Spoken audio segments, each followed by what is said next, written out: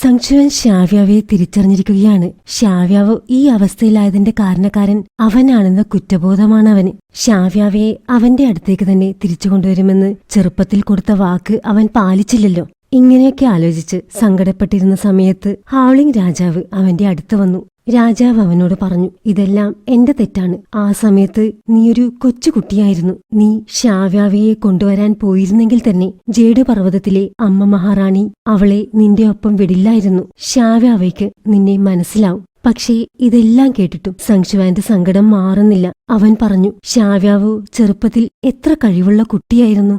എന്നാൽ അവളുടെ ആന്തരികോർജം ഇപ്പോൾ എത്ര കുറവാണ്. അവൾക്ക് അവളെ തന്നെ സംരക്ഷിക്കാൻ കഴിയുന്നില്ലല്ലോ.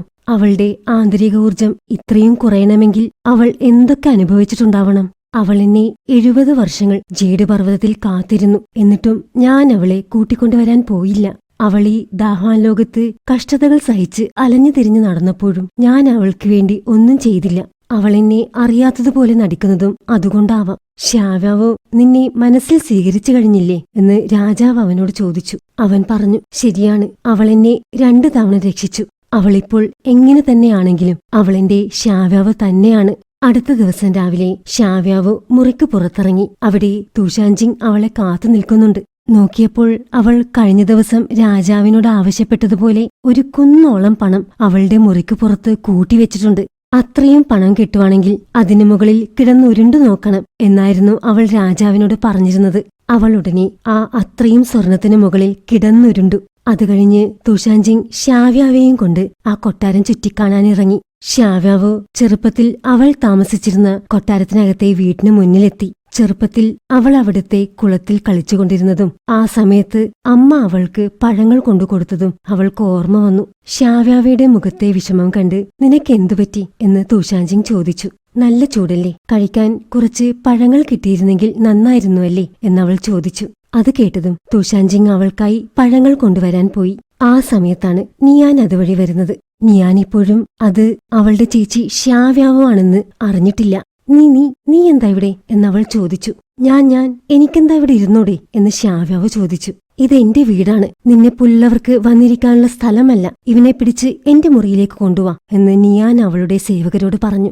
നിയാനെ ഷാവ്യാവ് പണ്ട് തട്ടിക്കൊണ്ടുപോയതല്ലേ, അതിന്റെ കണക്ക് തീർക്കാനുണ്ടവൾക്ക്. സേവകർ ഷാവ്യാവയെ നിയാന്റെ മുറിയിലേക്ക് കൊണ്ടുവന്നു. നിന്നെ അവസാനം എന്റെ കയ്യിൽ കിട്ടി. നീ ചേട്ടന്റെ ജീവൻ രക്ഷിച്ചതുകൊണ്ട് നിന്നെ ഞാൻ കൊല്ലില്ല. പക്ഷേ നീ അന്ന് എന്നോട് ചെയ്തതിനുള്ള ശിക്ഷ നിനക്കെന്തായാലും കിട്ടണം എന്ന് പറഞ്ഞ് അവൾ സേവകരോട് ഷാവ്യാവയുടെ കയ്യിലടിക്കാൻ പറഞ്ഞു. സേവകർ വടിയെടുത്ത് ശക്തിയായി ഷാവ്യാവയുടെ കയ്യിലടിക്കാൻ തുടങ്ങി. ഞാനെ കൂടുതൽ ദേഷ്യം പിടിപ്പിക്കാനായി ഷാവ്യാവ പറഞ്ഞു, അന്ന് നിന്റെ പുറത്ത് ഞാൻ തൊട്ടപ്പോഴുണ്ടല്ലോ എന്ത് സോഫ്റ്റായിരുന്നു എന്നറിയാമോ.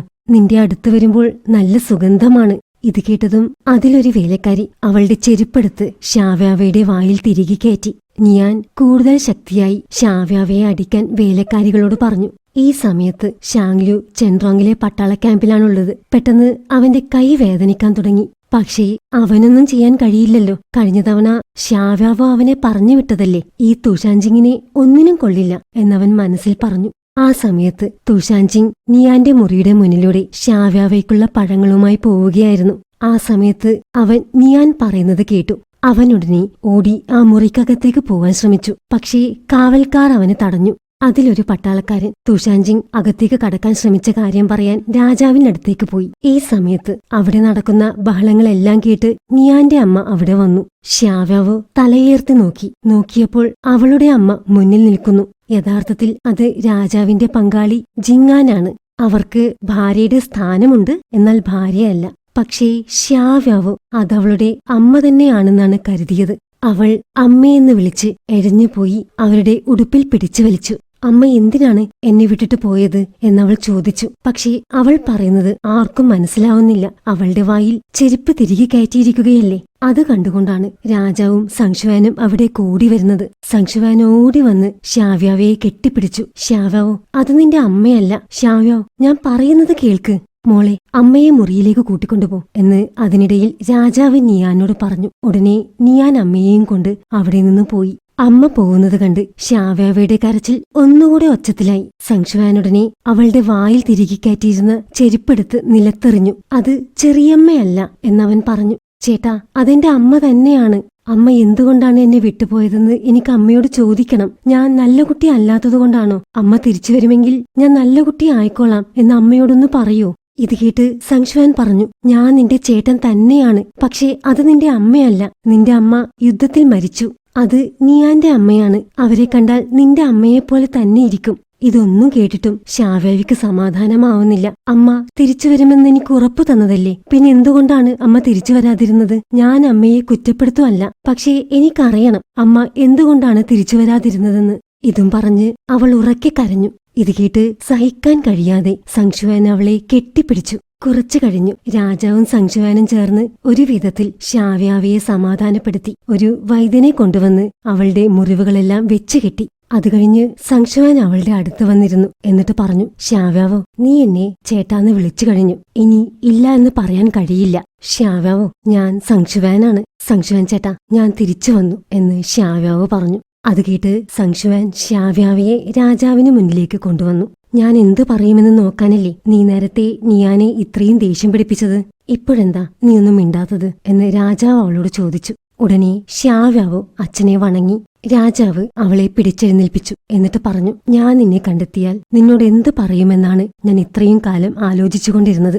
നീ കുട്ടിയായിരുന്നപ്പോൾ എന്നെ അച്ഛ എന്ന് വിളിക്കുന്നത് ഞാൻ എന്നും ഓർക്കും. എന്നിട്ട് രാജാവ് ശാവ്യാവിക്ക് മായാരൂപങ്ങൾ ഉണ്ടാക്കി കാണിച്ചു കൊടുക്കാൻ തുടങ്ങി.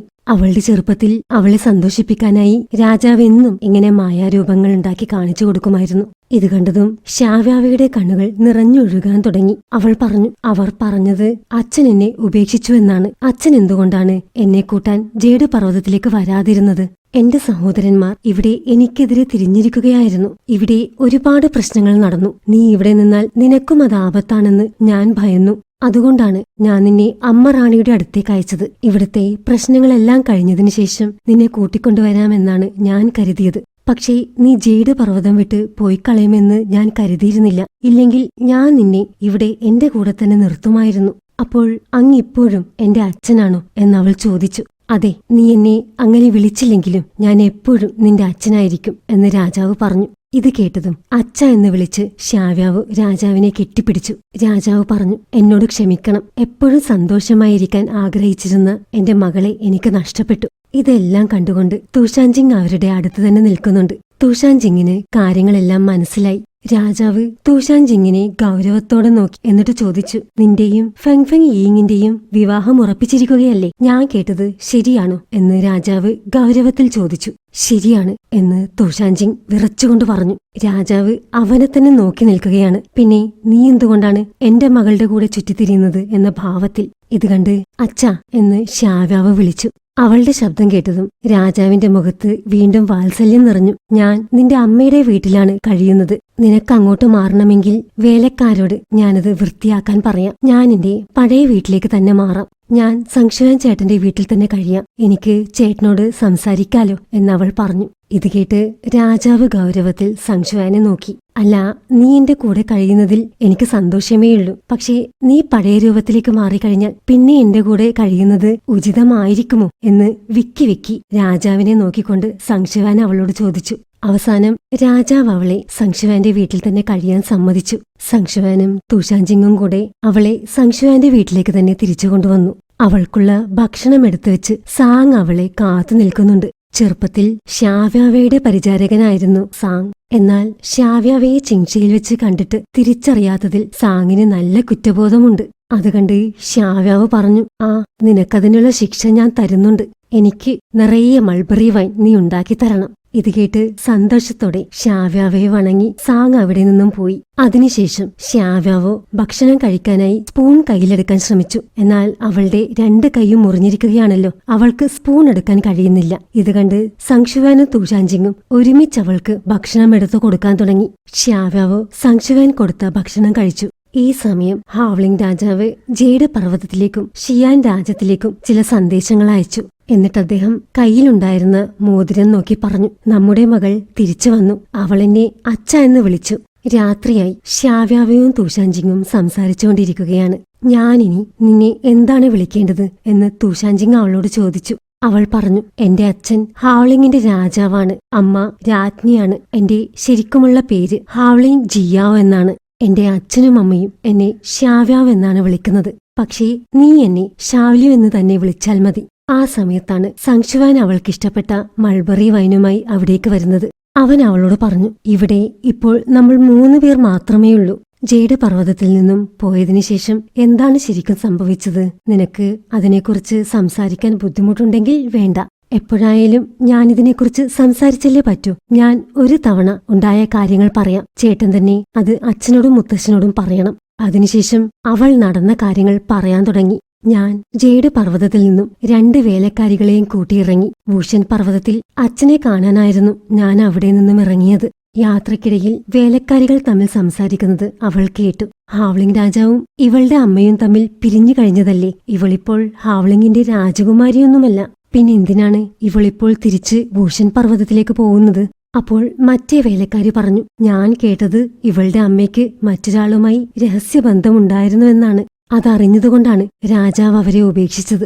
രാജാവിന് കരുണയുള്ളതുകൊണ്ടാണ് അവരെ കൊല്ലാതെ വിട്ടത്. രാജാവിന് മകളെ വേണമായിരുന്നെങ്കിൽ ഈ 70 വർഷങ്ങൾ തിരിഞ്ഞു നോക്കാതിരിക്കുമോ?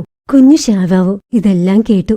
അതിനുശേഷം അവൾ അവിടെ നിന്നും ജീഷോ എന്നൊരു സ്ഥലത്തേക്ക് പുറപ്പെട്ടു. അവളുടെ അമ്മ അവിടെ വെച്ചാണ് യുദ്ധത്തിൽ മരിച്ചതെന്നാണ് അവൾ അറിഞ്ഞത്. എന്നാൽ അമ്മ തിരിച്ചുവരുമെന്നാണല്ലോ അവളോട് പറഞ്ഞത്. അതുകൊണ്ടാണ് അവൾ അമ്മയെ അന്വേഷിച്ച് ജീഷോയിലേക്ക് പോയത്. കുറേ ദിവസങ്ങൾ അവിടുത്തെ തെരുവുകളിൽ അലഞ്ഞിട്ടും അവൾക്ക് അമ്മയെ കണ്ടെത്താൻ കഴിഞ്ഞില്ല.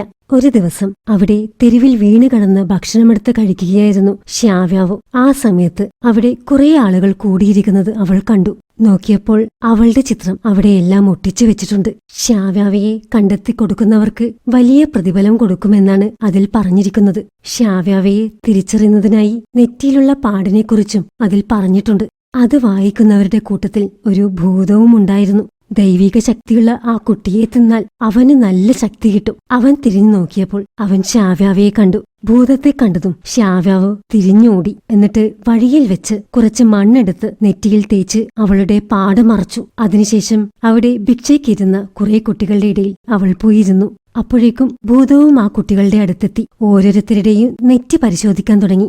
ആ സമയത്ത് ഷ്യാവ്യാവ് ആഗ്രഹിച്ചു, എന്റെ നെറ്റിയിലെ ഈ അടയാളം മാഞ്ഞു പോയിരുന്നെങ്കിൽ, എന്റെ മൂക്ക് കുറച്ചുകൂടെ പരന്നതായിരുന്നെങ്കിൽ, എന്റെ കണ്ണ് ചെറുതായിരുന്നെങ്കിൽ എന്ന്. അങ്ങനെയാണെങ്കിൽ ഈ ഭൂതം എന്നെ തിരിച്ചറിയില്ലായിരുന്നു. അപ്പോഴേക്കും ഭൂതം അവളുടെ അടുത്തെത്തി. എന്നാൽ ഭൂതം അവളെ തിരിച്ചറിഞ്ഞില്ല. ഷ്യാവ്യാവ് ആഗ്രഹിച്ചതുപോലെ തന്നെ അവളുടെ രൂപം മാറിയിരുന്നു. രൂപം മാത്രമല്ല, അവൾക്ക് ആണായും പെണ്ണായും മാറാൻ കഴിയുമെന്നും അവൾക്ക് പിന്നീട് മനസ്സിലായി. അവളങ്ങനെ കുറേ കാലം പല രൂപങ്ങളിലായി നടന്നു. ഒരു ദിവസം അവൾ അവളുടെ ശരിക്കുള്ള രൂപത്തിലേക്ക് മാറാൻ ശ്രമിച്ചു. അപ്പോഴാണ് അവൾക്ക് മനസ്സിലായത് അവൾക്ക് അവളുടെ ശരിക്കുള്ള രൂപം ഓർമ്മയില്ല. അന്നാണ് ഇതെനിക്കുള്ള ഒരസുഖമാണെന്ന് എനിക്ക് മനസ്സിലായത്. പിന്നീടുള്ള ദിവസങ്ങളിൽ എന്റെ മുഖം മാറിക്കൊണ്ടേയിരുന്നു. ഞാൻ ആളുകളെ അഭിമുഖീകരിക്കാൻ ഭയന്നു. അതുകൊണ്ട് കാടുകളിലും മലകളിലും ഒളിച്ചു. ചെറുപ്പത്തിലെ ആയോധന വിദ്യ അഭ്യസിച്ചതുകൊണ്ട് എന്റെ ആന്തരിക ഊർജം വളരെ ശക്തിയുള്ളതായിരുന്നു. അതുകൊണ്ട് ഒരുവിധപ്പെട്ട മൃഗങ്ങളോ ഭൂതങ്ങളോ ഒന്നും എന്നോട് അടുക്കില്ലായിരുന്നു. പക്ഷേ പിന്നെ പിന്നെ ഞാൻ ഒറ്റപ്പെടാൻ തുടങ്ങി. എനിക്ക് സംസാരിക്കാൻ ആരുമുണ്ടായിരുന്നില്ല. ആ ഇടയ്ക്കാണ് ഞാനൊരു ഭൂതത്തെ കണ്ടത്. 9 വാലുകളുള്ള കുറുക്കൻ. അവനും അവന്റെ രൂപം മാറ്റാൻ കഴിവുണ്ടായിരുന്നു. ആ ഭൂതത്തിന്റെ കയ്യിൽ ഒരു കണ്ണാടിയുണ്ട്. അതിൽ നമ്മുടെ രൂപം സൂക്ഷിക്കാൻ കഴിയും, ഫോട്ടോ എടുത്തു വെക്കുന്നത് പോലെ. ഭൂതം ആ കണ്ണാടി എനിക്ക് തന്നു. അങ്ങനെ ഞാൻ എന്റെ രൂപം ആ കണ്ണാടിയിൽ സൂക്ഷിച്ചു വെച്ചു. എന്നിട്ട് എല്ലാ ദിവസവും അതിൽ നോക്കി ഞാൻ എന്റെ രൂപം നിലനിർത്തിക്കൊണ്ടുപോന്നു. പക്ഷേ അതവളുടെ അപ്പോഴത്തെ രൂപം മാത്രമാണ്.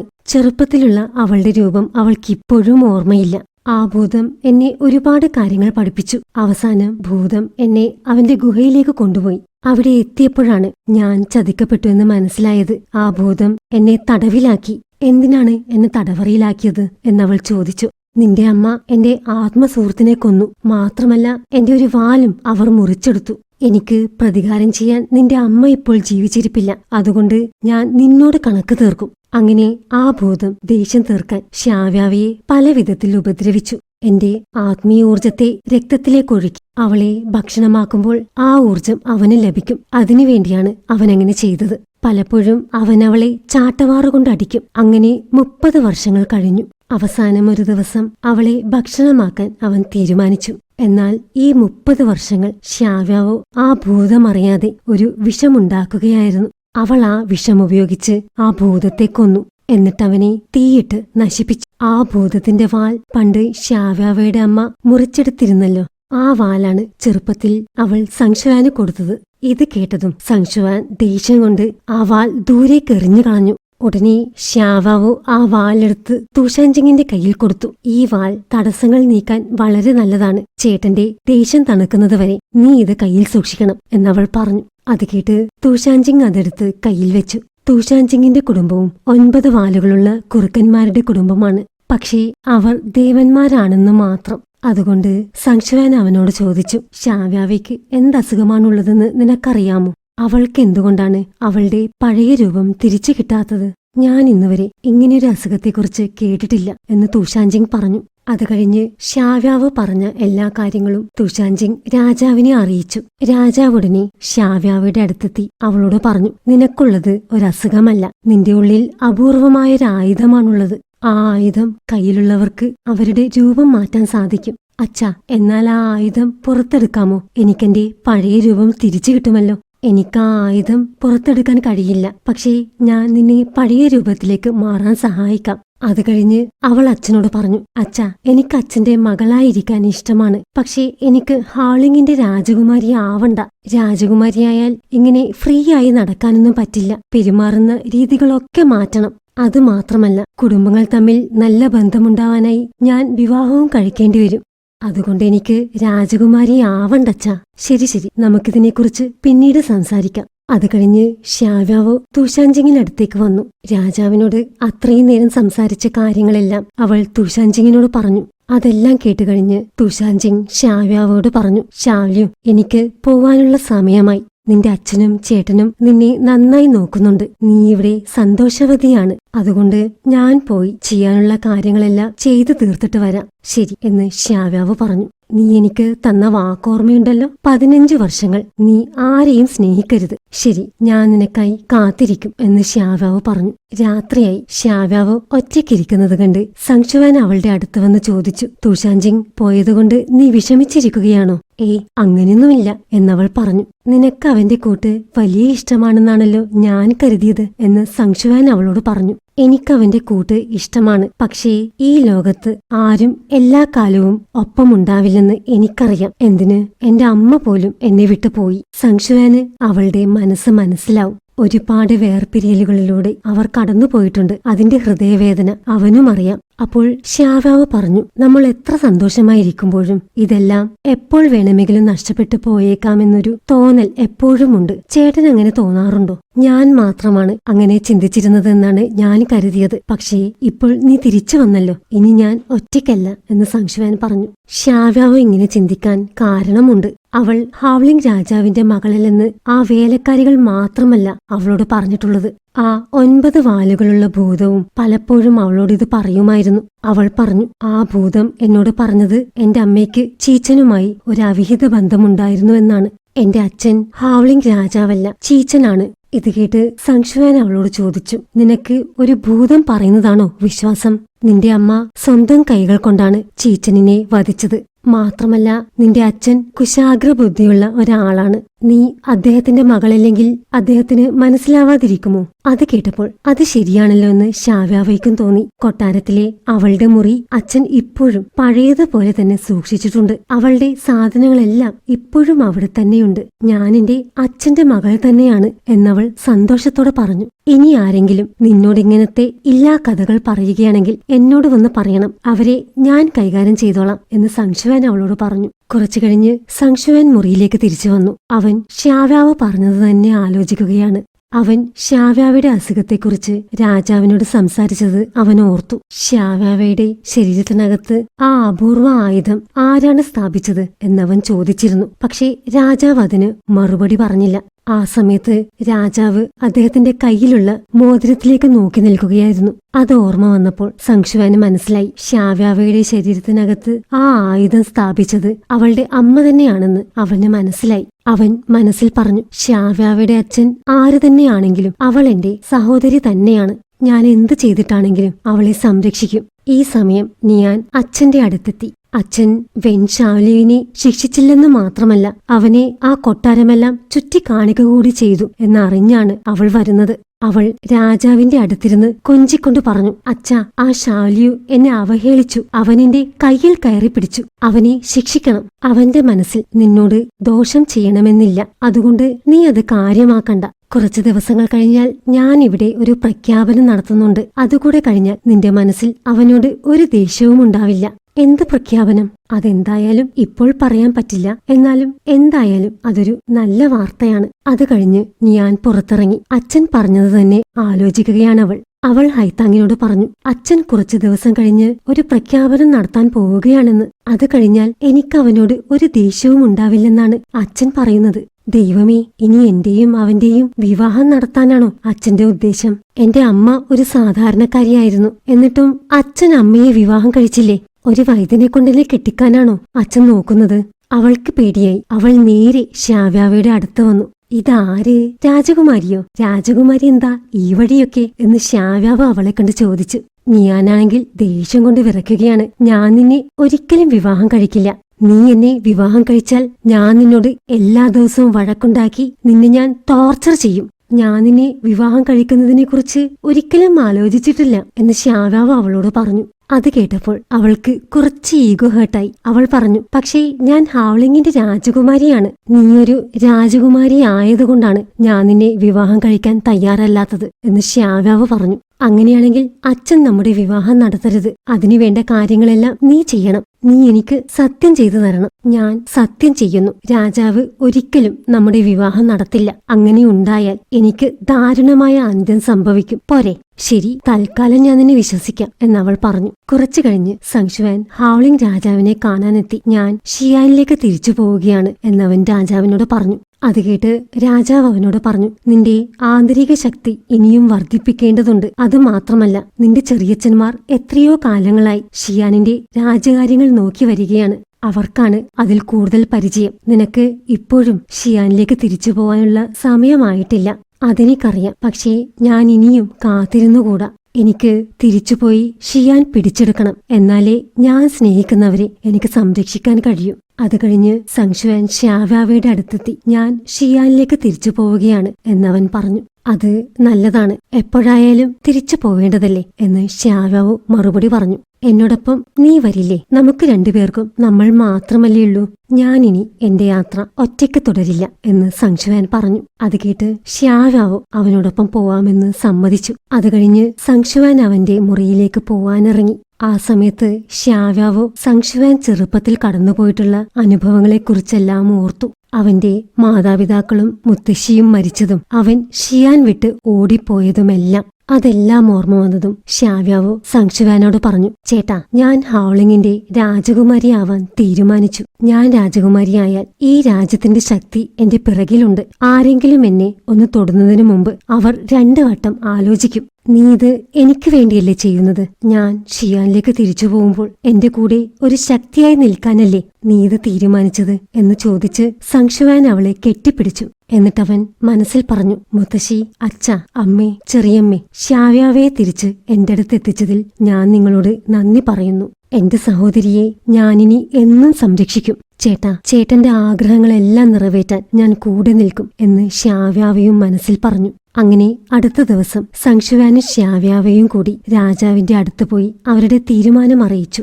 മകൾ തിരിച്ചുവന്ന സന്തോഷം കൊണ്ടായിരിക്കണം രാജാവ് ഇപ്പോൾ കൂടുതൽ നല്ല വസ്ത്രങ്ങൾ അണിഞ്ഞ് സന്തോഷവാനായി ഇരിക്കുകയാണ്. ശ്യാവ്യാവയുടെ തീരുമാനം കൂടെ കേട്ടപ്പോൾ രാജാവിന് കൂടുതൽ സന്തോഷമായി. രാജാവ് പറഞ്ഞു, ഞാൻ നിന്നെ രാജകുമാരിയെ പ്രഖ്യാപിക്കുന്നതിനു മുമ്പ് നീ ജേഡ് പർവ്വതത്തിലേക്ക് പോവണം. അവിടുത്തെ അമ്മ മഹാറാണി നിന്നെ പഴയ രൂപത്തിലേക്ക് ആക്കാമെന്ന് എന്നോട് പറഞ്ഞിട്ടുണ്ട്. ഞാനും ഇവളോടൊപ്പം ജേഡ് പർവ്വതത്തിലേക്ക് പോവാം എന്ന് സംശുവാൻ പറഞ്ഞു. കുറച്ചു ദിവസങ്ങൾ കഴിഞ്ഞു. തുഷാൻജിങ് ഇപ്പോൾ ജിയി എന്നൊരു സ്ഥലത്താണുള്ളത്. വീട്ടിലേക്ക് തിരിച്ചു പോകുന്ന വഴിയിൽ അവിടെ തങ്ങിയതാണവൻ. അവന്റെ കൂടെ ഫങ്ഫങ് യീങ്ങുമുണ്ട്. അവനെ വിടാതെ പിന്തുടരുകയാണവൾ. തുഷാൻജിങ് അവളോട് പറഞ്ഞു, എന്റെ ശരീരത്തിൽ ഒരുപാട് മുറിവുകളുണ്ട്. എനിക്ക് ജീവിതത്തിൽ വലിയ ലക്ഷ്യങ്ങളൊന്നുമില്ല. ഞാൻ നിനക്ക് ചേർന്ന ഒരാളല്ല.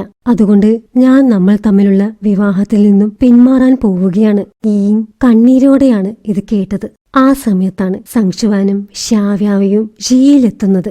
ജേഡ് പർവ്വതത്തിലേക്കുള്ള യാത്രയ്ക്കിടെയാണ് അവർ ഇവിടെ എത്തിയത്. കൂടെ നിയാനും ഹൈത്താങ്ങുമുണ്ട്. അവരിപ്പോഴുള്ളത് ഹാവ്ലിംഗ് രാജ്യത്തിന്റെ കീഴിലുള്ള ഒരു സത്രത്തിലാണ്. അവിടെ ജിങ്ഷ്വേ എന്നൊരു തടാകമുണ്ട്. വളരെ മനോഹരമാണ് ആ തടാകം ഇരിക്കുന്ന സ്ഥലം. അത് കാണാനായി ഒരുപാട് ആളുകൾ അവിടെ വരാറുണ്ട്. നമുക്കും അങ്ങോട്ട് പോയാലോ എന്ന് ഷാവ്യാവോ എല്ലാവരോടും ചോദിച്ചു. അവരങ്ങനെ വൈകുന്നേരം ജിങ്ഷ്വേ തടാകത്തിലേക്ക് പോയി. അവരൊരു തോണിയിൽ കയറി തടാകത്തിലൂടെ കാഴ്ചകൾ കണ്ട് യാത്ര ചെയ്തു. അതേസമയം ഫങ് ഫങ് യീങ്ങും ആ തടാകത്തിലൂടെ മറ്റൊരു തോണിയിൽ യാത്ര ചെയ്യുകയാണ്. അവളോടൊപ്പം ജി പ്രഭുവിന്റെ മകളും കൂടെയുണ്ട്. അവരുടെ തോണിയിലാണ് അവർ യാത്ര ചെയ്യുന്നത്. കുറച്ചു കഴിഞ്ഞ് ജി പ്രഭുവിന്റെ മകൾ ഗൂച്ചിൻ എന്നൊരു സംഗീതോപകരണം വായിക്കാൻ തുടങ്ങി. വളരെ മനോഹരമായിട്ടാണ് അവൾ വായിക്കുന്നത്. ആ സംഗീതം ഷാവ്യാവയും കേട്ടു. അവൾക്ക് ആ സംഗീതം വളരെ ഇഷ്ടപ്പെട്ടു. ഇത് കണ്ടതും സങ്ഷുവാൻ ഒരു ഓടക്കുഴലെടുത്ത് ഗൂച്ചിന്റെ സംഗീതത്തിനോടൊപ്പം വായിക്കാൻ തുടങ്ങി. ജി പ്രഭുവിന്റെ മകൾ ആ സംഗീതം കേട്ടു. ആ സംഗീതം വായിക്കുന്നത് ആരാണെന്നറിയാൻ അവൾ തോണി അങ്ങോട്ട് തിരിച്ചു. ഇത് കണ്ടതും ഷാവ്യാവ് പറഞ്ഞു, ആ സംഗീതം വായിക്കുന്നത് ഒരു പെണ്ണാണെന്ന് തോന്നുന്നു. ഷാവ്യാവ് പറഞ്ഞത് കേട്ടപ്പോൾ നിയാനിന് അസൂയയായി. മതി വായിച്ചത് എന്ന് പറഞ്ഞ് അവൾ സങ്ഷുവാന്റെ കയ്യിൽ നിന്നും ഓടക്കുഴൽ പിടിച്ചു വാങ്ങി. അപ്പോഴേക്കും ഈയിങ്ങിന്റെ തോണി സങ്ഷുവാന്റെ തോണിയുടെ അടുത്തെത്തിയിരുന്നു. ഫങ് ഫങ് ഈയിങ് ജനലിലൂടെ നോക്കിയപ്പോൾ സങ്ഷുവാനെ കണ്ടു. അവളുടെ മുഖം മാറി. അത് കണ്ട് ജി പ്രഭുവിന്റെ മകൾ ചോദിച്ചു, നീ ആ ഓടക്കുഴൽ വായിച്ച ആളെ കണ്ടോ? ഇല്ലില്ല, ഞാൻ ആരെയും കണ്ടില്ല. പക്ഷേ ആ തോണിയിൽ അവർ ഭക്ഷണം ഉണ്ടാക്കുന്നുണ്ട്. അതിന്റെ മണം കൊണ്ട് എനിക്ക് കൊതിയാവുന്നു എന്നവൾ പറഞ്ഞു. ഇത് കേട്ടതും ജി പ്രഭുവിന്റെ മകൾ അവളുടെ തോഴിയെ അവരോട് ഭക്ഷണം ചോദിക്കാനായി അയച്ചു. തോഴി പോയി അഹങ്കാരത്തോടെ അവരോട് ഭക്ഷണം നൽകണമെന്ന് ആവശ്യപ്പെട്ടു. അത് കേട്ട് ഹൈത്താങ് ഭക്ഷണം തരില്ല എന്ന് തീർത്തു പറഞ്ഞു. തോഴി തിരിച്ചു വന്ന് ഇക്കാര്യം പറഞ്ഞു. ഇതറിഞ്ഞതും ജി പ്രഭുവിന്റെ മകളും ഫെങ് ഫെങ് യീങ്ങും കൂടെ തോണിയുടെ പുറത്തേക്ക് വന്നു. ഷാവ്യാവോ ഫെങ് ഫെങ് യീങ്ങിനെ കണ്ടതും മുഖം കുനിച്ചിരുന്നു. എന്നിട്ടവൾ സങ്ഷുവാനോട് പറഞ്ഞു, ആ ചുവന്ന ഉടുപ്പിട്ടവളാണ് ഫെങ് ഫെങ് യീങ്. ഉടനെ ഫങ് ഫങ് യീങ് സങ്ഷുവാന്റെ നേർക്ക് അമ്പുകൾ അയക്കാൻ തുടങ്ങി. അവൾ ഒരു തവണ അവനെ കൊല്ലാൻ ശ്രമിച്ച് പരാജയപ്പെട്ടതാണല്ലോ. വീണ്ടും അവനെ കൊല്ലാൻ തന്നെയാണ് അവളുടെ ശ്രമം. പക്ഷേ സങ്ഷുവാൻ അത് തടഞ്ഞു. അതിനിടയിൽ ഹൈത്താങ് തടാകത്തിലേക്ക് വീണുപോയി. ഫങ് ഫങ് യീങ് ആണെങ്കിൽ നിർത്താതെ അമ്പുകൾ അയച്ചുകൊണ്ടിരിക്കുകയാണ്. ഇതിനിടയിൽ ഷാവ്യാവ് നിയാനെയും കൊണ്ട് തടാകത്തിലേക്ക് ചാടി. മറുഭാഗത്ത് സങ്ഷുവാനും രക്ഷപ്പെടാനായി തടാകത്തിലേക്ക് ചാടി. പക്ഷേ ഫങ് ഫങ് യീങ്ങിന്റെ ഒരമ്പ് അവന്റെ നെഞ്ചിൽ കൊണ്ടു. ഈ ഭാഗം ഇവിടെ അവസാനിക്കുകയാണ്. കഥ ഇഷ്ടമായി എന്ന് വിശ്വസിക്കുന്നു. നിങ്ങളുടെ അഭിപ്രായങ്ങൾ കമന്റ് ചെയ്യൂ. അടുത്ത വീഡിയോയുമായി ഉടനെ വരാം. Thanks for watching.